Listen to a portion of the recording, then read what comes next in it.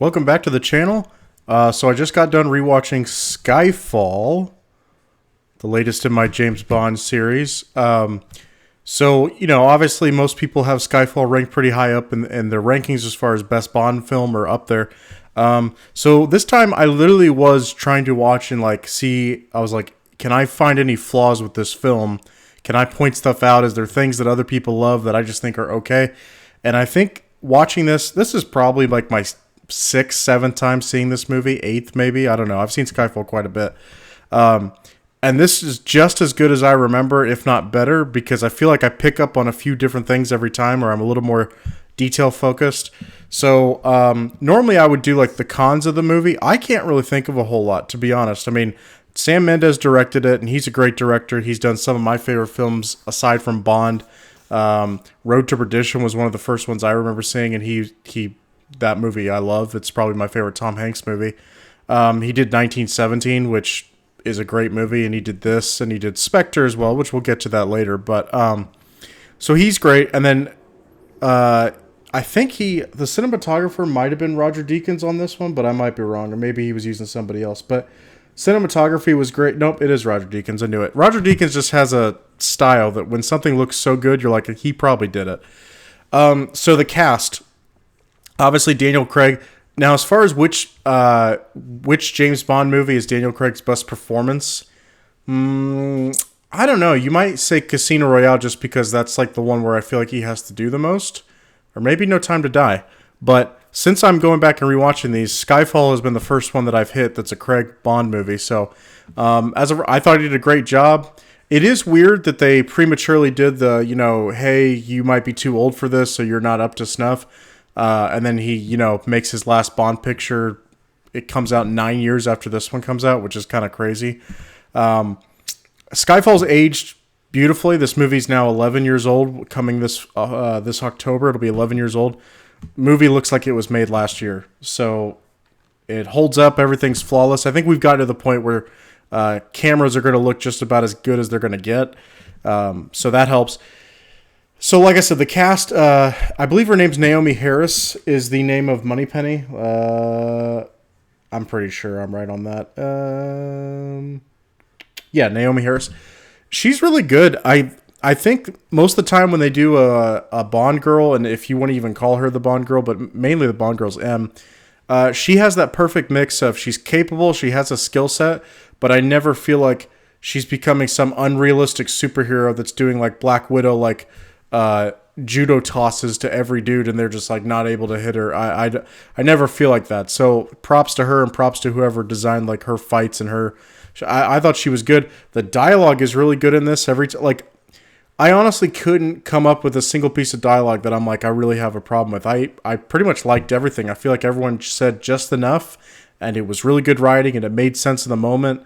I never really felt like someone said something that was like just to get a laugh and didn't feel like that was their character. They bring in Ray Fiennes, who will eventually play the new M, but he plays Mallory in this one. He's good. I feel like he's a perfect handoff from Judi Dench, who this is probably her best movie because she has a lot to do. And then the villain, Javier Bardem, I thought he's great. I thought his motivations are great, that his beef is not with James. It's not with, I don't know, some other organization person. It's just with them because she basically sold him out and was like, yeah, you guys can, I'll trade him off. You guys can have his location. Just take him. And the thing he did with the cyanide where he reveals what he really looks like without his little mouthpiece, it's pretty cool. He's a smart villain. I think one of my favorite lines is when he blows that hole in the subway station and James is like, was that supposed to be for me? He's like, no, but this is. And then the train comes. I like that. And Javier Bardem, he's just got he's always got a smile on his face, which makes, I think, for a good villain because it looks like he's actually having a good time doing this. And to me, it also makes sense that he would go rogue because he is really smart. I mean, he has you could say he's overconfident, but he's got all these skills that he learned from being a 00 agent that he's like, why would I give all this stuff up and just stop doing this? He's like, I'm going to, work for myself, get this money, whatever. And so it kind of makes sense that he's got his little army. And I like his character overall. I like his plot of everything that he ends up doing. eventually he runs out of guys, and I get it, but they did have to isolate him and take him all the way out to the Skyfall manor or ranch, whatever you call it. The scenery that they shoot this movie in, like pretty much everything's beautiful. I can't think of a single thing that I'm like, that didn't look all that great. So I just got the highest praise for Skyfall overall. I think it was, it came on like the 50th anniversary of Dr. No, and I think it's a beauty of a film. And before this, I think I had Goldeneye ranked number 1, and I gotta say, I think this, as much as I love Goldeneye and I love Sean Bean, I love Pierce Brosnan, I still say because this movie basically has no flaws, it looks beautiful. Okay, here's maybe one tiny flaw. I do wish that the main guy that James is going after, that he was wrestling at the very beginning with, and then he tracks down to China. I wish that would have been like an actor that we would know. Like, doesn't have to be a huge actor, but just somebody. Like, for instance, like Inspector, what's his name? Dave Bautista plays a henchman, and I need to rewatch that movie, but I remember liking that, where he's like, hey, he's a big enough guy that you recognize, but not like, that he's oversuited for the role. I would have liked just somebody that we would have known, and maybe more dialogue from that guy, because I don't think that guy ever says anything. I did also want to say the girl, I don't remember her name in the movie. Starts with an S. It's the beautiful girl that he basically sees in China and then goes to a casino and then ends up getting with her on her boat. I think she's beautiful. I think she's the perfect like casting for a Bond girl, where like you don't really know that actress's name, but she's got screen presence. And every time like she says something, like their dialogue that they have at the casino, I think is really good. Where she's obviously interested, but she is scared, and she like slowly reveals that, and James picks up on more things. It's sad that she had to die, because honestly, I would have liked to see her stay in the rest of the movie, but I think they kind of just wanted to subvert your expectations, because probably they knew the finale was going to deal with M, and they were like, okay, if we got M, how does the girl fit in with this? Are we going to have enough screen time? Would it be weird if James having to protect 2 women? I think you could have made some interesting dialogue with that, but everything's shot beautifully. So for me, my grade that I would give this, I got to go masterpiece, because for a Bond movie, this gives you everything that you would want. The action's great, especially the very beginning, but the action's really good. The speech that M gives while she's like not standing trial, but she's basically like summoned to answer for what's going on, and that speech they're giving while showing like James Bond running in the streets after Javier Bardem. It's great stuff. It's great writing, and it's great directing, and once again, I'm really satisfied with this one.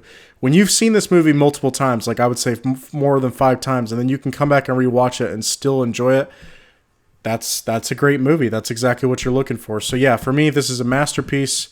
Love Skyfall, and as of right now, since I've gone back and rewatched this, I gave Goldeneye masterpiece, but Goldeneye, that's partially because of nostalgia, and there are great things in it. But I would have to say overall, like Goldeneye still got like some, I would say, not smooth parts. Everything about Skyfall feels pretty flawless. I will say one thing. Okay, this might be my only flaw.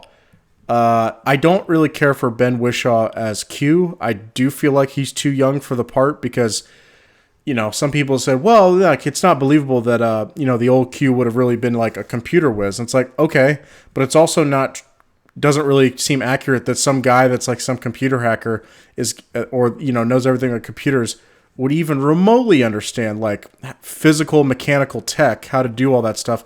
He's not going to know how to like repair a car. You can look at like books and everything like that, but this guy, I've never got the sense that Q would have like ever been in like a workshop actually like getting his hands dirty working on anything. I just don't like him personally, and maybe because like a long time ago I watched Cloud Atlas and I wasn't impressed with that movie, and I'm pretty sure he's in that. But yeah, I don't know. I've never cared for him as an actor. I just don't really feel like he brings a whole lot to the role. I will say the one thing I did like with his characters in this one, where him and James are having their back and forth, and he was like, experience isn't an indication of like success or competence, and he's like, yeah, neither is youth. Youth isn't a sign of innovation. I let the window open to get some fresh air because it's beautiful. It's sun just rose and got rain, and then I start sneezing, I guess allergies. But anyway, yeah, that's it for my Skyfall review. Let me guys know what you think. Like, comment, subscribe, all that stuff. The next one that I will be watching will be Moonraker, which I've only seen once. I'm excited to go back to. But yeah, Skyfall, high marks for me. If you haven't seen it, go see it. Have a good one, guys.